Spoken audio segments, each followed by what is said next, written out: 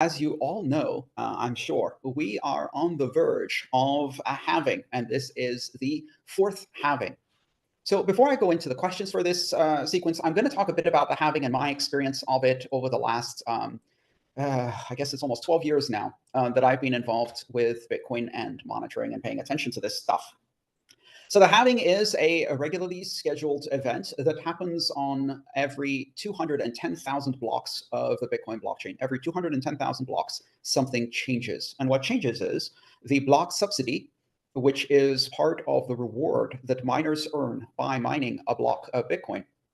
The block subsidy is reduced by half. So on Genesis, when Satoshi launched the network, every block included 50 new Bitcoin, 50 newly minted Bitcoin as part of the reward. So every block mined, the miner who mined it would earn 50 Bitcoin. 210,000 blocks, or about 4 years after that, in 2012, the first halving occurred, and the block reward was reduced to 25 Bitcoin. And that was my first halving. So I was around for the first one. 4 years later, in 2016, the block halving happened again at the 420,000th block. And the reward went from 25 Bitcoin to 12.5 Bitcoin. And then after that, in 2020, it went down to 6.25. And in 5 days, 10 hours, 26 minutes-ish, it will go from 6.25 to 3.125, or 3.125 Bitcoin. All right, let's dispel some myths, look at some of the questions that arise around this time, and talk about some of the most common concerns that people have around this special time. So first of all, we say, for simplicity, that the reward will be 3.125, or 3.125 Bitcoin. But of course, on the system, in the software, in the blockchain, Bitcoin does not exist as a unit of measurement. What is measured instead is Satoshis. So in fact, the reward will be 312,500,000 Satoshis. That's the new block reward. Because every Bitcoin is 100 million Satoshis, and Satoshis are the only thing that exists. So values in Bitcoin in the system are recorded in integer Satoshis. We use the Bitcoin metric or unit for convenience, and of course that forces us to put a decimal point and several digits after the decimal points in order to get any kind of accuracy. But in the system, we only measure Satoshis. So this is interesting because this has some implications about what happens during the halving. What happens during the halving is not a division, not in the traditional sense. It's a binary division, which happens by shifting the binary digits to the right. So if you take a binary number and you shift it right, what happens is it divides it by 2. So for example, the binary number, the decimal number 2 in binary is 10. If you shift that right, it becomes 01. And that's how you divide 2 by 2 and get 1 as the result. I don't know if that made any sense, but that's how it works. So shifting right in binary is how we do the division, which also answers an interesting question we get.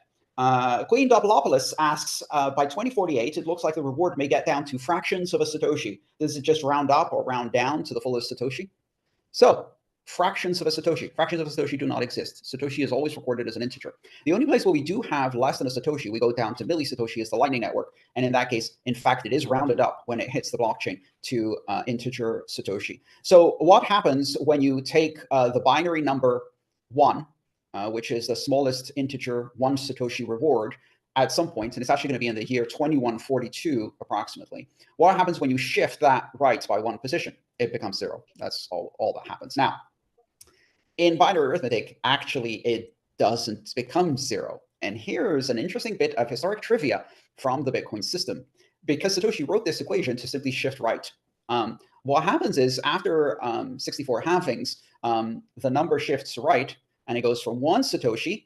And then in binary, if you shift right and there's only 1 digit, what it does is it wraps around to the maximum number you can encode as a binary number. So the 1 ends up going to the other side, to the left, which, if you have perhaps already figured it out, means that based on the original implementation of the formula that exists in the Bitcoin network, in the last halving, the reward would go from 1 Satoshi to, I believe it would have been 6 billion Satoshi, 6.4 billion Satoshi, as the reward of the very next block, which is not desirable, not desirable. Some might even call that a bug.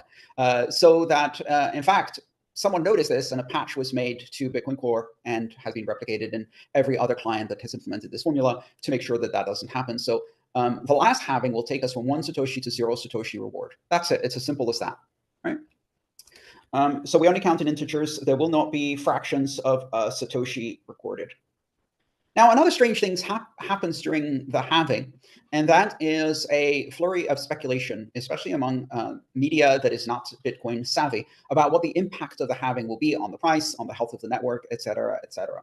And we see this frenzy of media speculation repeat every 4 years, and every 4 years is the exact same story. The first and most common story we hear is known as the death spiral. So basically, the story goes like this.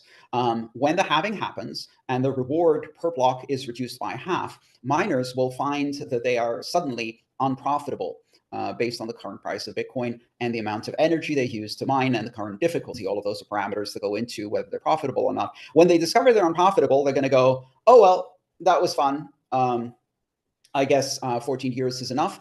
And then they will turn off their miners and stop mining. And all of them will do this simultaneously. And the result will be that there won't be another block because the difficulty will be too high. There won't be enough miners. The hash rate will drop. It will take too long to mine the next block, which will reduce the profitability for more miners who will then turn off, which will reduce the profitability for more miners who will turn off, because we're never getting to a difficulty adjustment. I have to mine 2016 blocks to get to a difficulty adjustment. And if miners are dropping like flies, we never even get to the next block, let alone 2016 blocks, to actually get the difficulty to retarget. And so as a result, the network grinds to a halt. And this is described as Bitcoin's death spiral. Has been predicted every 4 years before the halving. People write articles all about this. It's a very exciting story, right? It's a very clickbaity story. Here's why Bitcoin will crash on April 19th. Now, I love stories like this. In fact, we had a similar type of scenario recently on April 8th during the annular eclipse that was happening over the continental United States. And that story came with another predictable media story and frenzy of speculation that is probably as old as eclipses, which was that the world would end because of a shadow of the moon. And so the world would end on April 8th. I know in the US, a lot of people were preparing for the rapture. My favorite story was one lady who spent the previous few weeks going to her favorite diner and tipping hundreds and hundreds of dollars on every meal she wanted to give out all of her money before the rapture to kind of square her accounts with God. And then, of course, the rapture didn't happen. And predictably, on April 9th, she went back and asked for a refund, claiming that it was fraudulent. So the rapture didn't happen, and neither will Bitcoin's death spiral. The world did not end. But despite the fact that this is a story that, simply based on looking at the previous 4 occasions, you could dismiss as fanciful, we are hearing it again. So a lot of people are worried about the death spiral of Bitcoin. Now, the reason why this story doesn't make sense is because miners are not a monolithic block. They are experiencing a very broad variety of circumstances which will inform their decisions on profitability. So if all miners were running the same equipment with the same efficiency, buying electricity from the same electricity provider at the same price, and the Bitcoin price didn't change while the rewards dropped by half, yes, all miners would become unprofitable at the same time. And if they somehow failed to notice that this was coming. But in fact, miners have a broad variety of equipment, even within a single mining farm. Between miners, there'll be different equipment with different efficiency. They buy electricity from vastly different electricity providers at vastly different prices. And so while some miners may find that some of their equipment in some of their locations has become unprofitable and turn that equipment off, not all equipment at all locations and not all miners will become unprofitable at the same time. And so as long as there are enough miners to mine the next block, and if you do the math, it's really simple. If half the miners disappeared, all that means is that the next block would come out in 20 minutes instead of 10. Even if half the miners turned off their equipment and the hash rate dropped by half, we would then have 20-minute blocks. And we would have 20-minute blocks for 2,000 blocks, which would mean 4 weeks. And then after 4 weeks, there'd be a difficulty retargeting. The difficulty would drop by half. And all of the miners who hung in there and kept their systems would suddenly become very profitable. There's another story that comes out around halving, and that is a pure microeconomics story. And that pure microeconomics story looks at Bitcoin itself as a commodity that is priced based on a supply-demand curve, as if it's a consumable commodity. And that story says, well, if demand remains the same and supply is reduced by half, the price equilibrium will have to rebalance at double the price, right? So if you have a fixed demand for a product and supply is reduced by half, then the price of that product should double in order for supply and demand to match again. That story is the overly optimistic rather than the doomsday scenario. And that story comes from a lot of people who are looking at this as an opportunity to profit. So the halving represents a giant boost in the price. That story isn't so easy to dismiss. And it's not so easy to dismiss because in the last 3 halvings, that more or less did happen. Now, it doesn't happen instantly, and it doesn't happen predictably, and it doesn't happen linearly. Instead, what happens is there's a delayed response while the market catches up to the news. And sometimes that delayed response is as big as 6 months.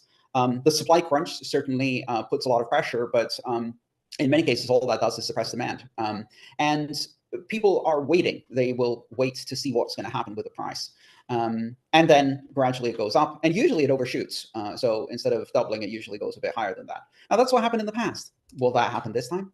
Obviously, I don't know. And anybody who tells you that they know is lying. But interestingly enough, things are a bit different this halving. First of all, in many of the previous halvings, just before the halving, the Bitcoin price was relatively low by historical levels. This halving, we're going into the halving, we are preceding the halving by an all-time high Bitcoin price. So rather than trailing it by 6 months, this has kind of been priced in advance by about 6 months. And that's probably because of the ETFs and nothing to do with the halving. The second thing that's different is we're going in at an all-time high hash rate, again, preceding the event. And we're going in with institutional investors. So all of those things are new, and who knows what happens next. We'll find out. So that's the story of the halving, which happens in 5 days. Now, if you go online and you look for live countdown or Bitcoin halving clock or Bitcoin halving live countdown clock or some combination of these, you're going to find 5 or 6 different websites, and those websites are going to tell you the estimated time remaining. 2 weeks ago, those clocks were had vastly different estimates. And the reason they had vastly different estimates is because they didn't know what difficulty and hash rate would be during this epoch. There's since been a retargeting of difficulty, which happens every 2 weeks on average. And so now we know what the difficulty going into this is. And assuming that the hash rate remains stable, you're now going to see that the estimates for when this is going to happen are going to converge. And now the difference you're going to see in the estimates depends on how they calculate the 783 blocks that remain until halving. So what's the obvious way you can count this? You can say, well, 783 blocks times 10 minutes each. That's 7,830 minutes until halving, right? Easy peasy, straightforward, and probably wrong. Part of the reason it's wrong is because Bitcoin has another bug that isn't often discussed, which is the halving interval is actually calculated across 2016 blocks. It's calculated every 2016 blocks, but it's calculated on the timestamp and basis of the past 2015 blocks. And that's another classic error that exists in programming. It's called an off-by-1 error. It's when you forget to count 0 as one of the numbers in the sequence, and you think you're starting at 1, which in programming is never the case. So as a result of that, the difficulty adjusts to be slightly faster every retargeting period. And so if we look at the last retargeting period, we might assume that instead of 10 blocks, it's actually closer to instead of 10 minutes, it's actually closer to 9 minutes, 50 something seconds in terms of the actual difficulty. So that's some historical information about where we are, why we're here, and what happens next. And now we wait. And in 5 days, I have a prediction to make. What is going to happen in 5 days? And the answer is really nothing. None of these scenarios are going to play out because usually at the moment of the halving, nothing really changes except for the block subsidy. Nobody starts turning off mining machines. Nobody dives into the markets and starts buying at that specific block to catch the wave. In fact, every time we've seen it, everybody just holds their breath for a day or two to see how things are going to play out. And so my prediction, 5 days, 10 hours from now, nothing's going to happen other than block 840,001 is going to come out. And if you look in the Coinbase of that block, you will see that the reward is 3.125 Bitcoin. Hi, thanks for watching the video.